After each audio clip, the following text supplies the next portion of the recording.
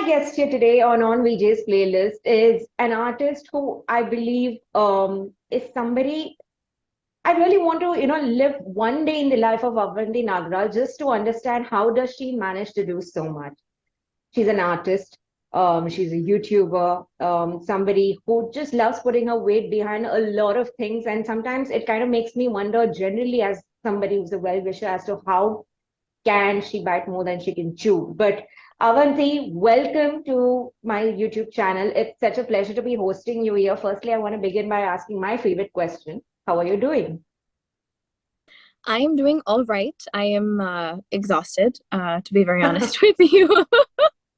Physically, emotionally, And mentally, but rightfully, it's also but I would say rightfully because exhaustion is something that you wish upon a person, but um, I think hustle has been, celebrated and romanticized way too much. I think it's just important that everybody takes an opportunity to rest and recoup when they can. absolutely. No, absolutely. And that's part of my New Year's resolution to make sure that I make more time for active rest and creative rest. But thank you so much for the kind introduction. And it is so exciting to be on your YouTube channel. Everyone who's watching, please make sure you go like, share, comment, and subscribe. All of the jazz. Thank you. That's so sweet. That was such Of course. but yeah, thank you so much, Avanti. I have to say, we are coming off 2022 with the celebration of one of your biggest and most ambitious albums in terms of release, in terms of the emotions and the processes that go behind it. Firstly, congratulations on Quarter Life Crisis. It's a very wholesome album in terms of everything, in terms of the technicalities, in terms of what has it done to you as an artist, the kind of artistry that you have put behind the album. I want to begin by asking, what are your parting thoughts on a year that has gone by and on the album that has kind of cemented your position to a whole new level? Um, this year has been one of the craziest years of my life in many different ways. It's tested me emotionally, physically, mentally. It has, sometimes in life, I don't know if you've ever felt this, but there's, when it rains, it pours, and there's a lot of stuff that happens. There's so many moments during this year where I felt kind of out of body. There was so much going on, and I was just like, okay, life is just coming at me, and I have to deal with it. And my outlet became art, right? And it always has been, but even more so than it has in the past. I think, I've been in the music industry for the past 4 or 5 years, in the content space for the past 2 years. And, the last couple of years, I've spent every single day talking to a camera or, interacting with music in some way or another. And sometimes along the way, you feel like something you're passionate about, which has now become a profession, you have a distant relationship with, as much as I love music, it had started to become majboori, for lack of a better word. But this past year, it was my coping mechanism, as it always has been. And in many ways, I rediscovered it to be my best friend. In times that I couldn't make sense of what was going on, I wrote or I listened to music. I quite literally, I'm not kidding you, was Googling things like, I'm upset about XYZ in this moment and angry songs about this. And I discovered some incredible gems, by doing that. And yeah, I mean, I just turned 25 this year, so quite literally feel like I'm going through quite a life crisis. And it was important to me that this body of work was very autobiographical and cathartic in nature. A lot of the music that I've released thus far has been autobiographical, but often will have a theme associated with it or a larger universal message. For this album, I was like, you know what, this is just my diary for y'all to now listen to, consume, and grow it, because it's just a statement of where I am. And, in my experience, where a lot of folks who are in their 20s or just navigating this craziness of life are. Yeah. So like you rightly said, quarter life crisis, in your opinion, is all about coming of age. Though I won't say it's coming of age, it's just a young girl who one day was thrust into thrust into the world of adulting, and suddenly, yeah, life kept throwing paintballs one after the other. And I'm sure at that point of time, you were kind of just trying to process things, when it kept, when it kept coming at you. So if there's one thing that you have particularly learned, Avanti, through the process of making this album, through the process of the year that has gone by, if there was one thing that you could tell the up and coming generation, because I know a lot of your follower base are largely the Gen Z, people who are navigating college life, people who are about to graduate and enter the big bad world of, adult life, or the trappings of adult life, as you call it.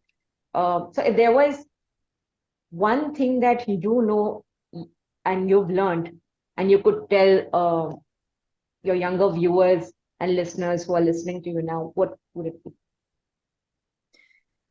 I think it's truly that there's so much you can't control.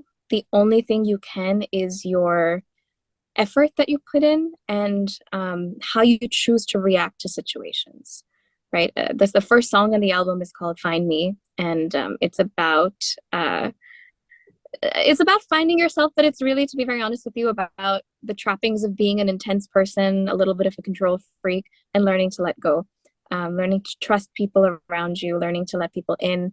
And for the longest time, I felt like I couldn't. And interestingly, this year threw me so many curveballs that amplified some of those, trust issues, made me a little bit more paranoid. But I realized that, none of these things are in your control, and life is going to keep testing you in one way or another.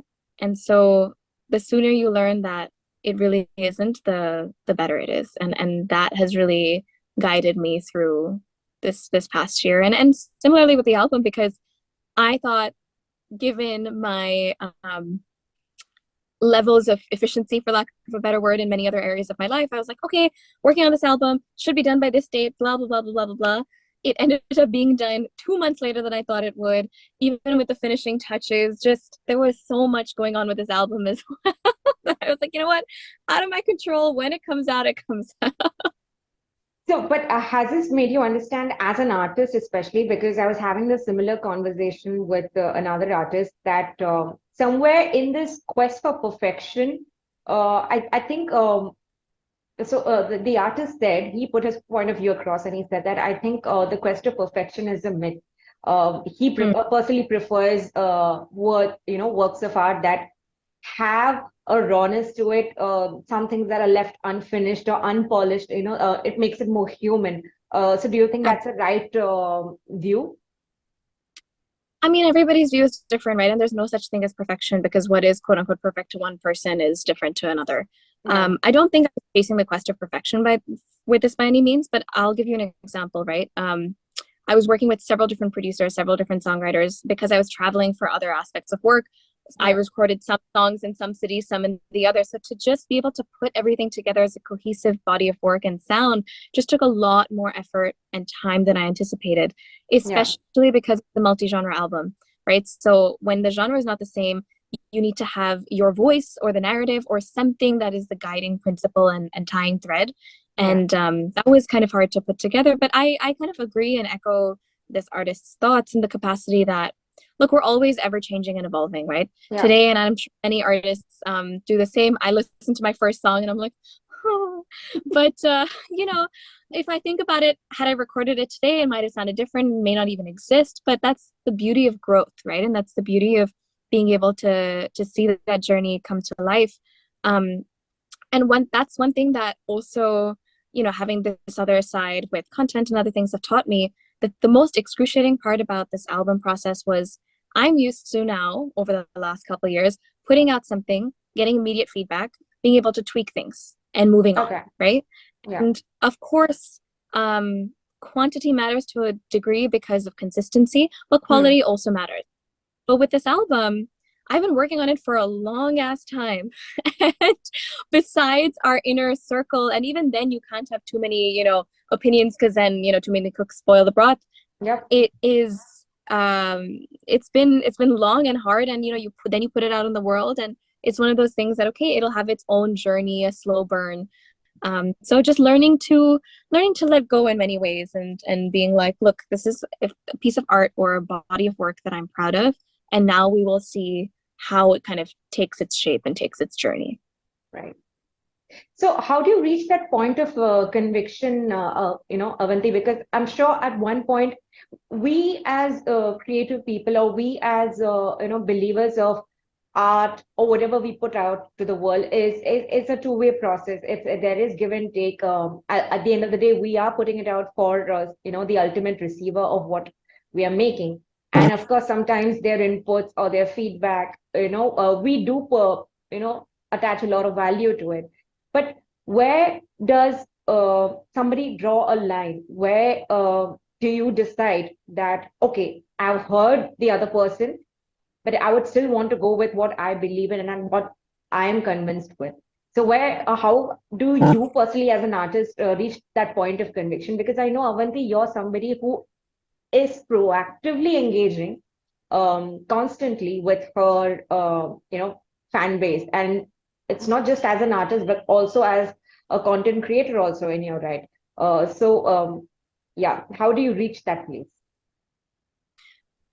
That's a great question. I think, you have to have a support system whose opinion you value and for specific things, and they should be the most important voices in your life.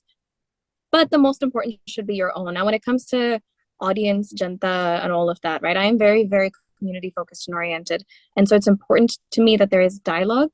Yeah. But in terms of if you take into account what anybody and everybody says, look, opinions are like assholes, everyone has one, right? And the more you let, the more you let that affect you, uh, the worse it's going to be for your own mental health. So I think that, of course, it is important to take that feedback, but by the time as an artist you feel ready enough to put an album out into the world, you would have likely done the work on the craft, right? And once with the album out, I have 28 songs out in this world. So that's a lot of music. Whoa. Yeah. Many of which, have had their, because like I said, I've been in this industry for a while, but because I've done many other things, sometimes people don't know about the other songs or whatever. So just bringing back the Renaissance, whatever you'd like to call it. And I think that, you learn everything with every piece, every song, every piece of art. So I think I got to a point with this album, and which is why I was ready to put out an album as opposed to another set of singles or an EP. That I knew that in my craft were pretty solid. Now, how people interpret that is totally up to them. But on the basis of craft, I have a few mentors whose guidance I trust. So in terms of the sonics, in terms of, the technical aspects, as you said, I wanted to make sure certain things were there. And beyond that, art's a creative expression, right? It's going to trigger some people. It's going to make other people feel joy. It's going to do whatever it might. But I truly believe that when you put out a piece of art and a piece of your heart, that's not the end of the journey. For a lot of people, I know they're like, okay, I put so much work into this album. It's out in the world now. It's up for the world to decide. While that is true, I think that's where the work starts. I think that's where the conversations start. I think that's where, you showcase kind of what the emotions are to that, especially if it's talking about something that could be a larger dialogue and conversation. How do you use the song not just as your medium and expression, but also a vehicle? There's so much that can be done. And it's not just, a song is not just a song, right? Yeah. It's many things. As an artist, you perform live. Every time you perform live, you see the feedback, you see what does this song sound like in this capacity. There's just so much beauty to it, and, from a very technical lens, at the end of the day, you're creating intellectual property, right? You're creating something that will live on beyond yourself. And you're creating something that can take a life of its own. And the most beautiful thing is when someone interprets a song in a way that you never would have yourself. And that's when you know that it's kind of out there in the world and being interpreted and has that meaning for people. One of my personal favorite songs from Quarter Life Crisis, and I remember reviewing it, and I'm sure, Avanti, you're aware of the love that I have for Give Up. And I know it's possibly the most cathartic song on the album, and it has come from a place where possibly you are going through your lowest phase in your personal life. So firstly, I want to begin by asking you, how are you feeling? Like, do you feel like you're in a better place now than you were before while making this song? Do you want to just give us a peek into your mind space now that the song is out there for the world to see and know what's the backstory behind it? Yeah, absolutely. Interestingly, of course, the song was inspired by the kind of ending of a 6 year long, very serious relationship that I had. Interestingly, I actually wrote the song before the relationship ended, a few months before, when there were other aspects of breaking points. And at that point, I was at an all-time low. And then once the breakup actually happened, all I had to do was change around a few things, and the song and the sentiment was the same. So I think having been able to live with that song for a couple months before kind of what finally triggered it happened, if that makes sense, it allowed me to have that space to process those emotions. I was very clear that I wanted to have a visual for the song as well that kind of spoke to what I was dealing with and what a lot of people do, and that grief. And so the music video for that is a visualizer where we've showcased the 5 stages of grief. And I actually filmed it a couple weeks after it happened. And I'd seen my ex 2 weeks after we broke up for the last time in person, at like a conversation for closure, and I actually decided to film the music video the day before. And part of that was because I wanted to kind of release those emotions, and I was in that state, and I cannot begin to explain to you how cathartic it was, because by the end of it, what you see in the visualizer is all these emotions, particularly the depression sequence, a lot of tears, but a lot of like really heart-wrenching spaces. And when you film something, you have to do it multiple times. And so by the end of it, it was almost like I had no tears left, because it was just like, okay, I've given what I can to this piece of art, to this relationship, and yes, it has ended. Multiple aspects of it have given up, but that's kind of where we're at, and that's kind of what we have to accept, right? And so that stage of acceptance that we also showed. It's been interesting to see people's reactions to it, because this we put out as a single in May. And a lot of people connected to the song, but it was also at a time where there was a lot of craziness going on the internet, right? And people's reactions to somebody sharing vulnerability. So I feel like the song did not get the moment that it deserved. So I'm really grateful that now it being on the album and people rediscovering it are able to connect to it in a particular way. But even when we released it, there was attention on it. However, a lot of people, just the people sharing their stories, and every single day, I'm not kidding, every single day I get a message about that song, about how it's helped them through something, helped them through a parent's divorce, helped them through a friendship breakup, helped them through just like feeling like they wanted to give up. And even though the song is about that, giving them hope not to. And that's the most beautiful thing you can hope for, Right. But that's what I think, Avanti, everyone who listens to your music, and I particularly, I appreciate about it, is that how your music really goes on to make a difference in the lives of many. There was also Suntule with, a couple of years ago that you made. I think it spoke about mental health.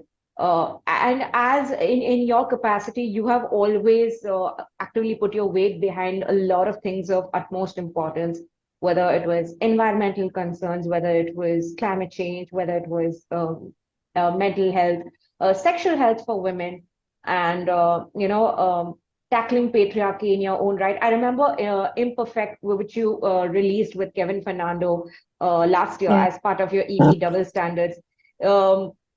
You just went all gung ho. That's possibly one of your boldest music videos in terms of how you are so vociferously expressing your angst against a lot of the the awful patriarchy that dictates the lives of women all across the world. So Absolutely. where do you derive this source of strength? I mean, where do you gather the courage and the strength from, and what convinces you that these are what you will talk about, and this is why you feel the need to talk about them through your work? I mean, quite frankly, I've always believed in the power of the voice, right? And it's in its literal, metaphorical sense. And it's something that's guided me throughout aspects of my life. And I know that as an artist, you have a voice that has the capacity to connect with someone emotionally, to their soul at a deeper level. And the more you grow, the more you have a platform. And that platform allows you to share your own story, but also amplify the voices of others and of causes that often don't get the spotlight, right? Part of the reason I do what I do today is there's, a whole journey, and I'm happy to share if that's of interest. But I've always deeply cared about the intersection between kind of social impact and music and the arts, because I truly believe that there is it's such a catalyst, and there's so much scope and capacity for those two to work hand in hand.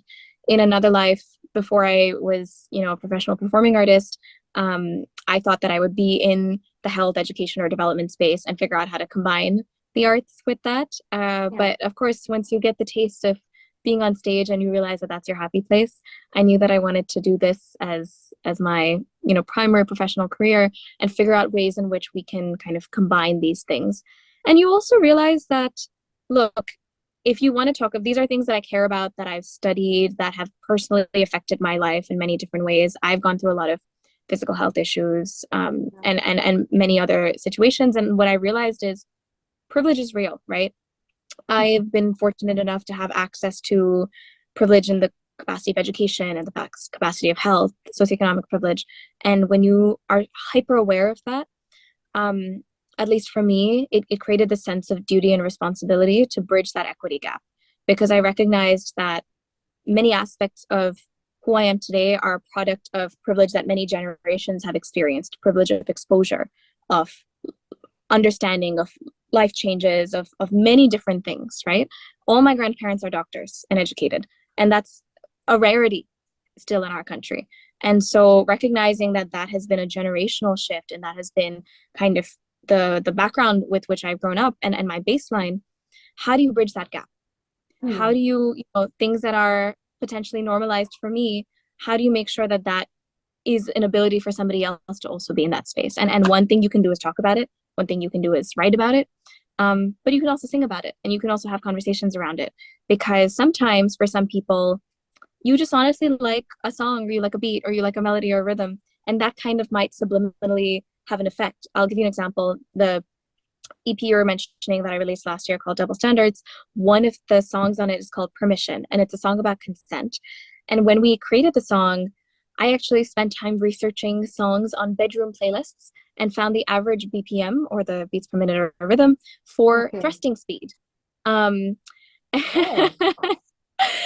song Permission is at that BPM, which is average thrusting speed. And in the way that we created the song and the lyrics and everything else, we wanted to make it feel sexy. We wanted to make it feel like something you can, kind of enjoy in different capacities, but also subliminally have those messages, right? Because why should these topics be one that are simply lectured to us? Yes, consent, no means no, blah, blah, blah. Of course, it's extremely important, but for some people that can completely close them to the idea of even learning. But if you reframe it as permission, admission, right? It's all of these things, and you make it, quite literally, you make consent sexy through the form of a song, through the form of all of the other things, even with our visuals.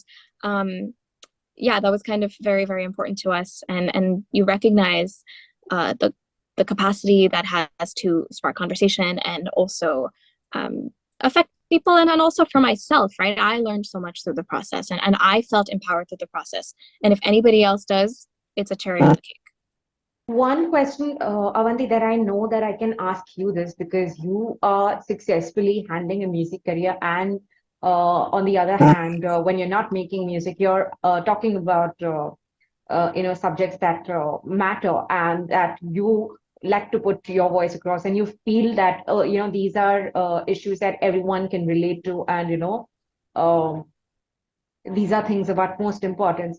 But what happens is, since there is an oversaturation, like you rightly said, there's an massive influx of content that's available on across social media platforms. Sometimes there is also an overpowering sense of disengagement also that can arise when there's too much content that's available, in terms of the films to watch, in terms of the books to read, in terms of the music that's there, in terms of um, everything that, like if you just say climate change, there are like about half a dozen podcasts, half a dozen, YouTube channels, half a dozen other, sources of content that's there, at your disposal. And sometimes what happens is, especially for an artist of your kind, when how do you maintain the balance, and how do you ensure that uh, you put as per how much people at the other end can also consume? Because what happens is sometimes you can tend to lose also, your following. Sometimes but, I mean, there's always that place where followers can reach a certain point of uh, stagnation. No, it's like too much of Avanti out there. So in that process, how do you keep yourself like equipped to kind of tell yourself that, okay, I have my music also, and I have things that I'd like to talk about. Where do you draw the balance? I think it's, it ebbs and flows in different spaces, right? I think that sometimes they happen hand in hand. For example, when we released Santolo, it was Yeah, important to talk the song itself connected with so many people, and it was really important to talk about the issue and provide access to resources at the same time. And we did it in the form of partnering with 50 different mental health organizations. And if you reach out to any of them still today and you say Santolo, they will be able to provide you subsidized or free access to therapy. But at the same time, that song was so powerful in connecting with people in terms of the messaging. Till date, people still connect to it in different ways, right? So sometimes they go hand in hand. Sometimes there are moments during which certain things are more in the foreground, certain things are more in the background. So at this current moment in my career journey, I am, kind of shifting the focus more to the music, to the album, to other spaces of that connection, because now we're able to perform live again, right, in a way that was restricted for so long. And being able to connect with people in that capacity is so amazing and so gratifying, whether that's, festivals happening or our own shows and eventual tour.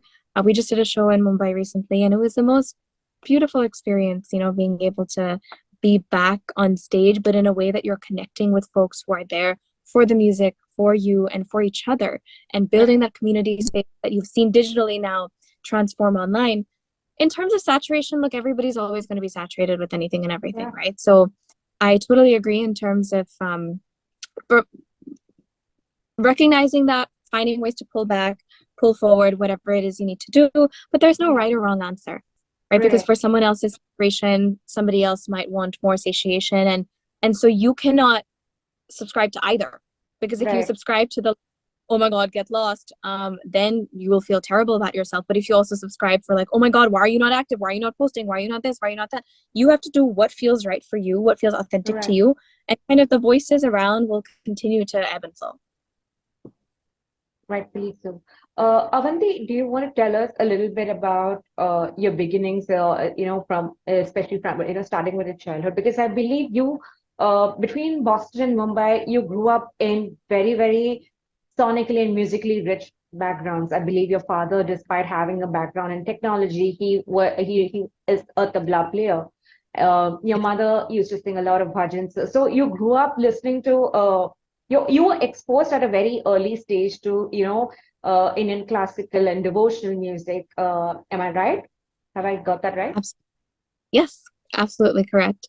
um my you know they say that mahal, that environment has to be there at home to nurture something, right? Whether that's exposure or whatever it might be. And I feel lucky that that was there in my home environment. My early childhood in the US, mom's pretty spiritual. She's not a singer, but she says she's a great listener, which all of us need in our life. She, because of her connection to spirituality, I grew up singing bhajans. I grew up in that space.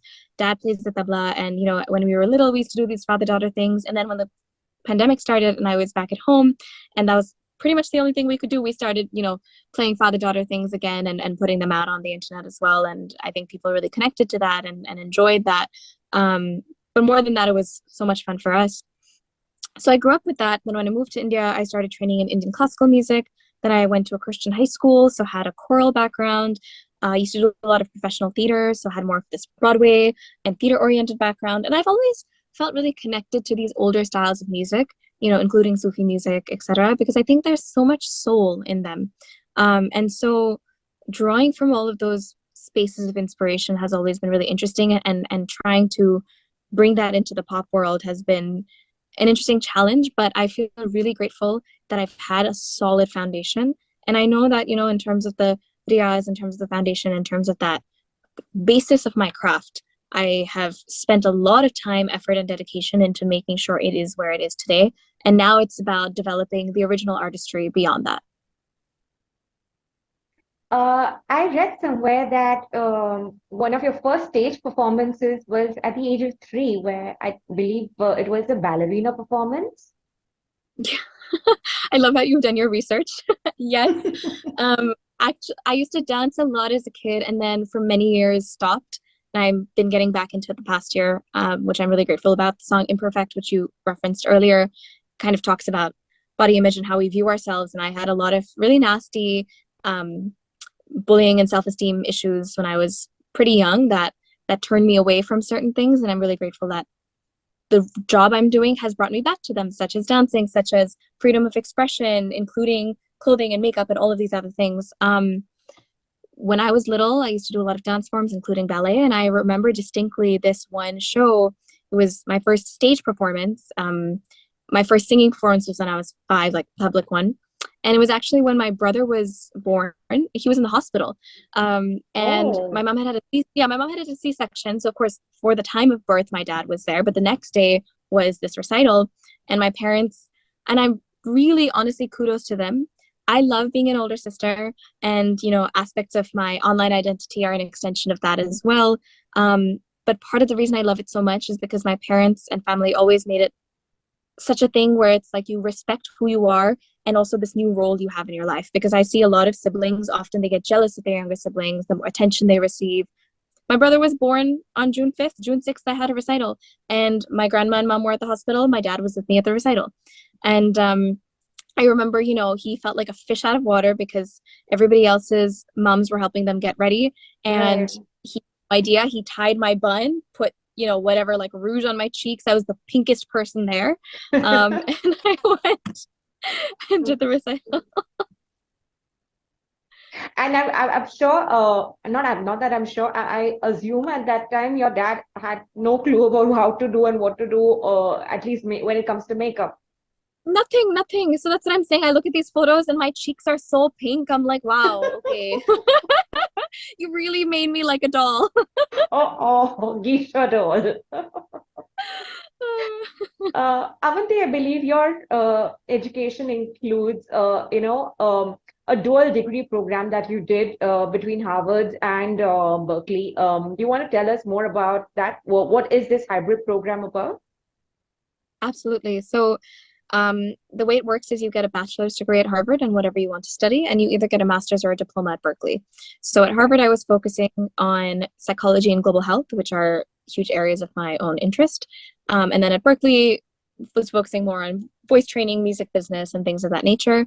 The program has, formalized much more now, and it's a great choice for folks who are interested in kind of pursuing two very different sides to themselves at a high level. And there's many programs like this that exist today. For example, Brown and the Rhode Island School of Design have a program, Harvard and NEC, which is another classical oriented music conservatory, Columbia and Juilliard. And there's many institutions that are now supporting people's interdisciplinary academic and educational journeys, right? Because we recognize that it's not just one thing. I was really grateful to do the program. I ended up being the first person in the world to do it, which sounds really cool, but it means that you are the guinea pig, and everyone is figuring out what to do with you. So it was quite the experience, but I wouldn't have it any other way. I'm really grateful for that experience. Because we spoke about stage performances, Avanti, I believe you're also nominated at the Meta National Theatre Awards as Best Actress, for having played Agnes of God in India. Do you want to tell us more about that? Because I believe that's a very, very passing mention somewhere on the internet about, as one of your achievements. Yeah, absolutely. So, like I mentioned, I did a lot of professional theater when I was younger.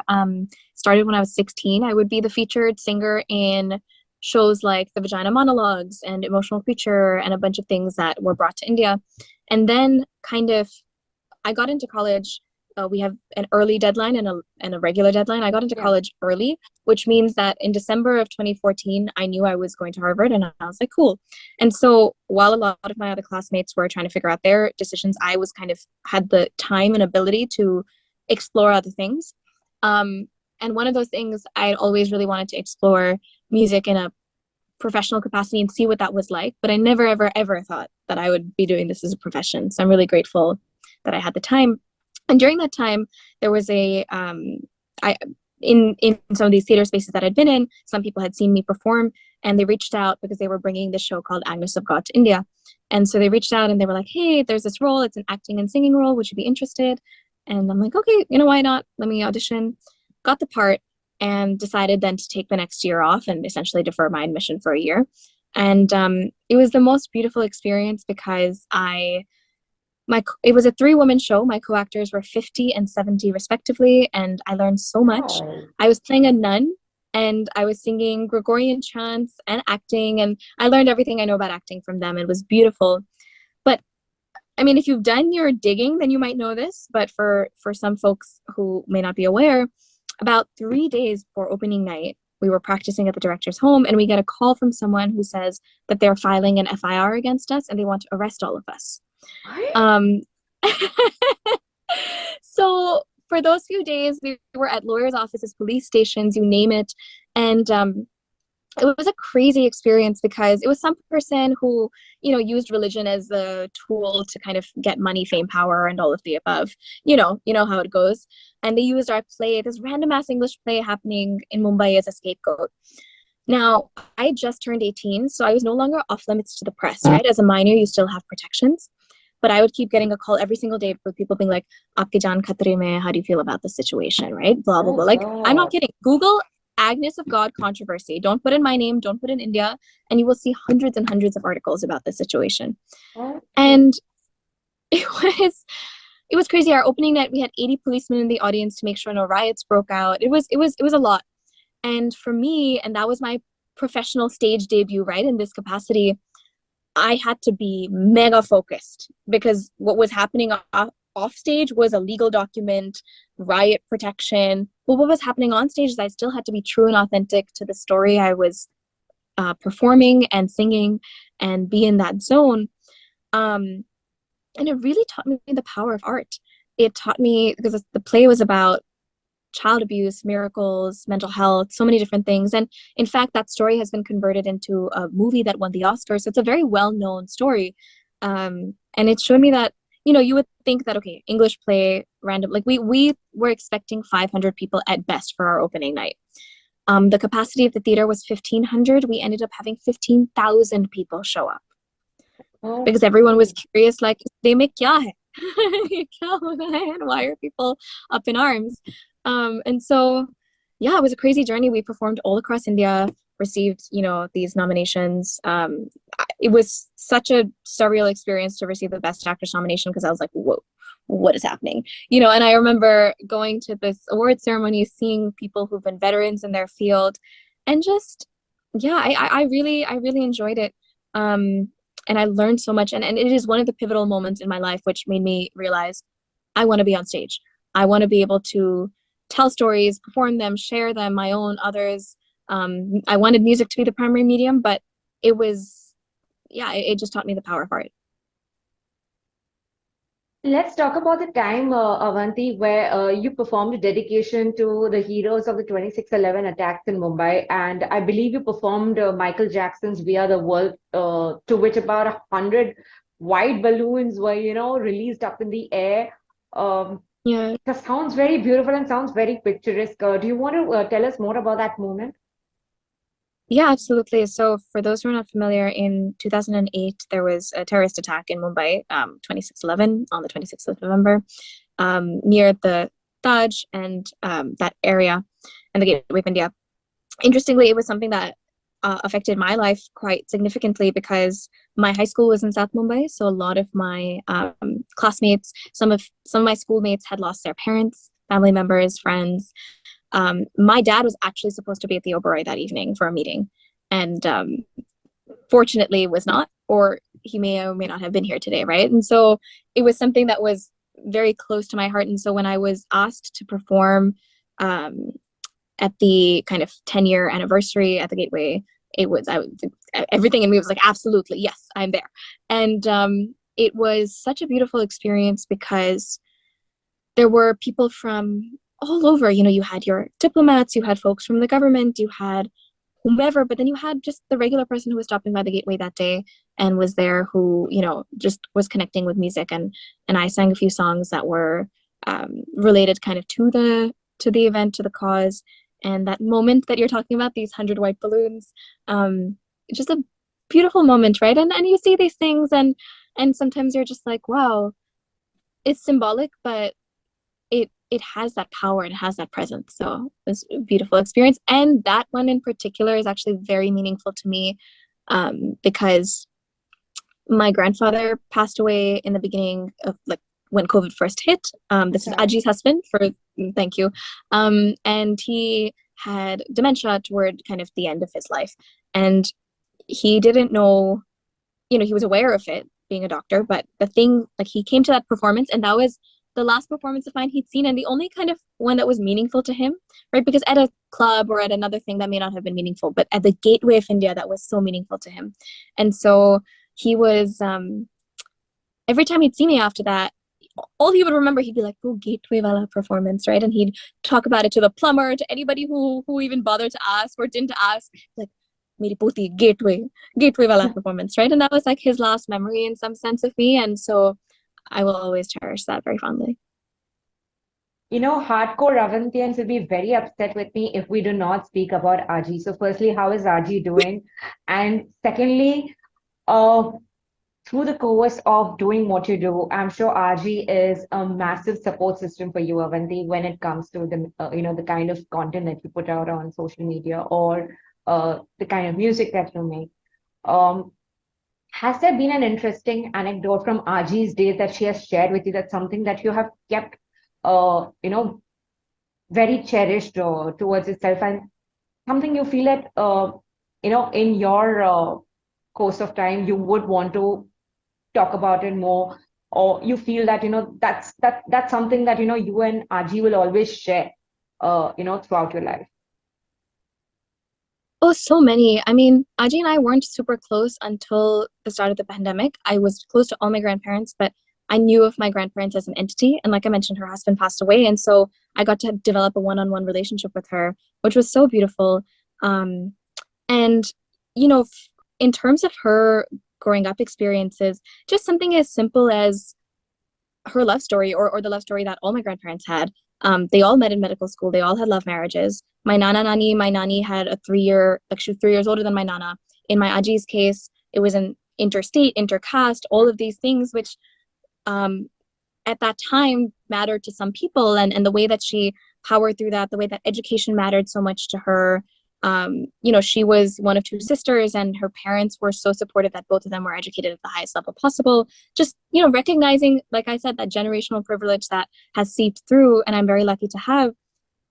Whereas, say, for her husband, he was the only generational member in his family who was literate, let alone educated, let alone became a doctor.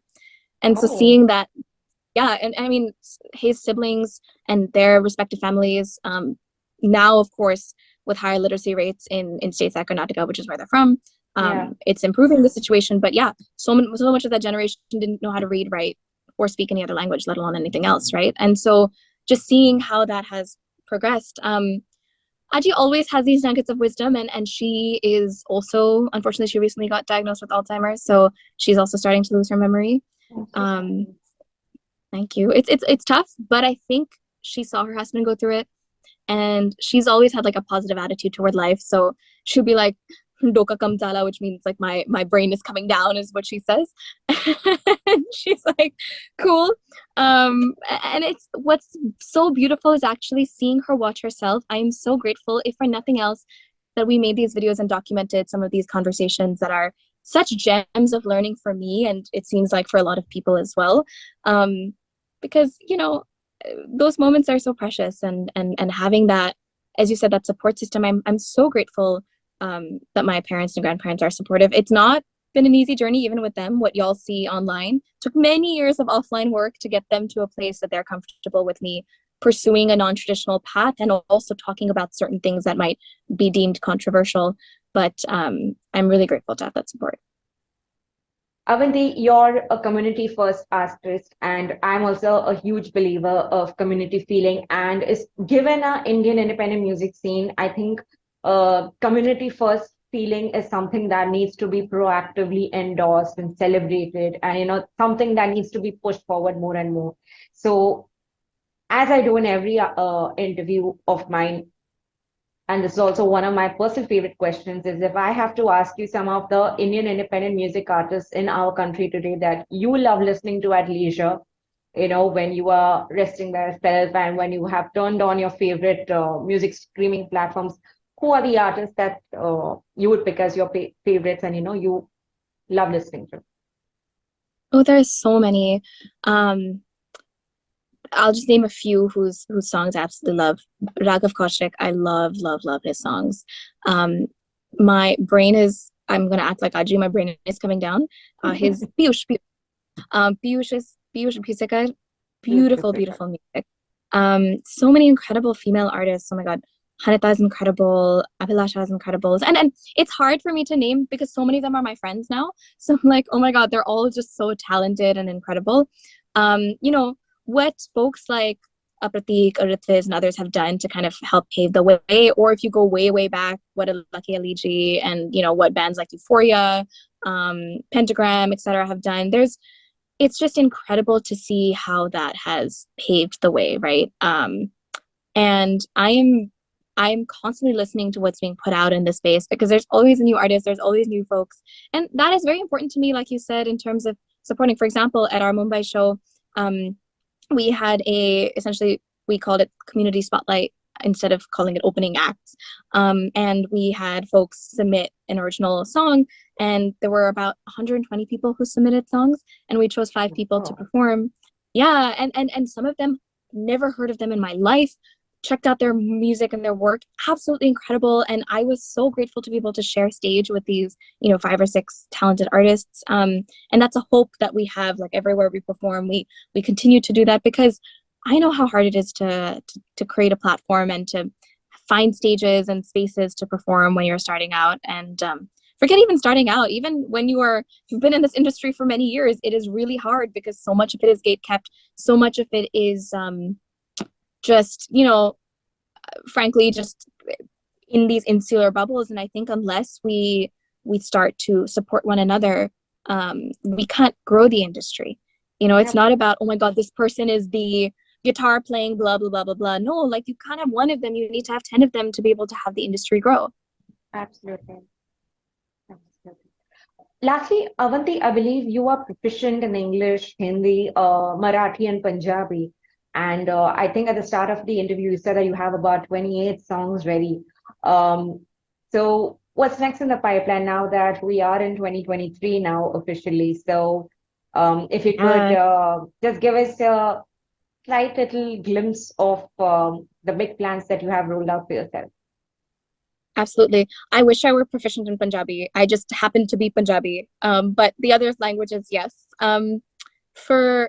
I have 28 songs released out in this world, and we have many more that we're sitting on right now, some of which are in other languages, some of which are in English. Very honestly, the focus right now musically is the album, because I think it deserves the time and nurture to be able to have a moment. So for the next 6-ish months, that's the primary musical focus. But beyond that, we have a lot of other things in the pipeline, collaborations, exciting performance opportunities, and a lot else. And I'm a huge planner. However, for this year, because I want that artistry to shine through, I'm learning to let go and focus more moment to moment, to kind of see the beauty that comes from that. Absolutely. More power to you, Avanti, to everything that you do. This has been a long but a very, very fulfilling and frankly honest chat between you and me. And I think I can't wait for, I don't think so. Any of us can wait for the wonderful music and the wonderful ventures that you have coming, for us in store. All the very best, Avanti. Happy New Year, firstly, to you and your folks. And You. I hope, the future gives us an opportunity where we can actually meet beyond the Zoom screen and exchange pleasantries. Absolutely. I would love to hang out. And thank you so much, Vijayalakshmi, for this interview, but also for what you are doing for independent artists and providing that platform and that amplification and space.